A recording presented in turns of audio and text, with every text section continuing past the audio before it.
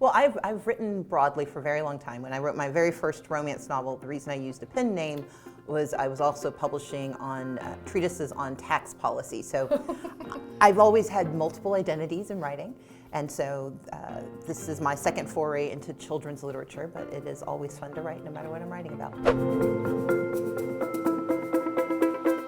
I love reading to kids. My mom was a librarian when I was growing up, and she specialized in children's literature. But she also should have us go out and read to kids and really focus on literacy issues. So for me, this is sort of part and parcel of how you do good for other people, and getting to tell great stories about culture and difference and learning to live with who you are. Well, the book is really great. I read it earlier today. Congratulations on the release day. Thank you. I, of course, have to ask you a little bit about politics, if that's okay. Politics. I'm not sure what you're talking about. Yeah. Have you heard of it? Yeah, on Once or twice. So you very narrowly lost the race in 2018. We just had a runoff, Georgia being with Herschel Walker and Senator Warnock. And Warnock won, and a lot of people have attributed that to you sort of building the Democratic ground game in Georgia.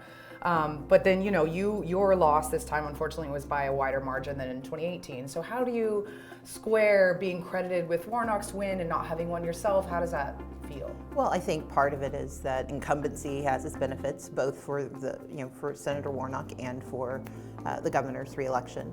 But I also believe that we are continuing to build. You've got to remember there was 20 years of Republican dominance of everything.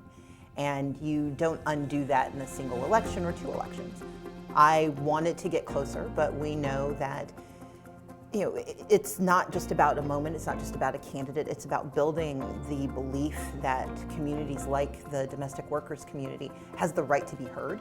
And that's the work that I'm most focused on. And whether I get the title or not, my privilege is to be a part of helping people understand their political power and how that connects to their daily lives. What was going through your head watching that very strange Herschel Walker campaign? I think we do ourselves a disservice when we underestimate just how salient those campaigns are. I mean, I ran against someone who is credited with voter suppression and who passed one of the strictest abortion laws in the country, who made his bones by villainizing people of color and was given an escape route. We cannot focus so much on the theatrics of a campaign that we ignore the policies they will put in place when they get elected. And so I'm just grateful that Senator Warnock was able to leverage both his incumbency and his work to get people to focus on what could be, instead of us getting distracted by the zeitgeist of a moment. Our lives aren't lived election to election. Our lives are lived day to day, and we need people in power who actually care about our lives. I want to ask you about another moment. You wear many hats. Voting rights activist is one of them. And you were testifying before the Senate, and my home state Senator John Kennedy was asking you to list certain provisions that you found objectionable in the Georgia voter suppression bill, and you just absolutely schooled him, just stomped him and humiliated him intellectually. How did that feel? I try to always be precise in my language and thorough in my answers. I don't believe he expected either, and I'm grateful that he gave me a platform to share what was happening with the world. Are you used to being interrupted like that? Yes, I've been in politics in Georgia, yes. And by the way, I'm a girl. What is next for you? Are you considering running for office ever again, or moving into a different phase of your career, or what's next? So writing Stacey's remarkable books is about practicing being who you are.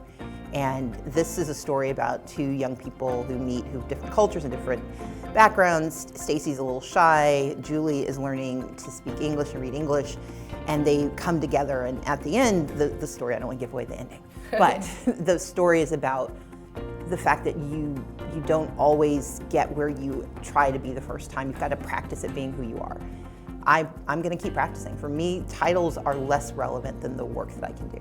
And there may be another job I run for, but the work will always be there, and I'm always going to be focused on how I can get more done and how I can get good done.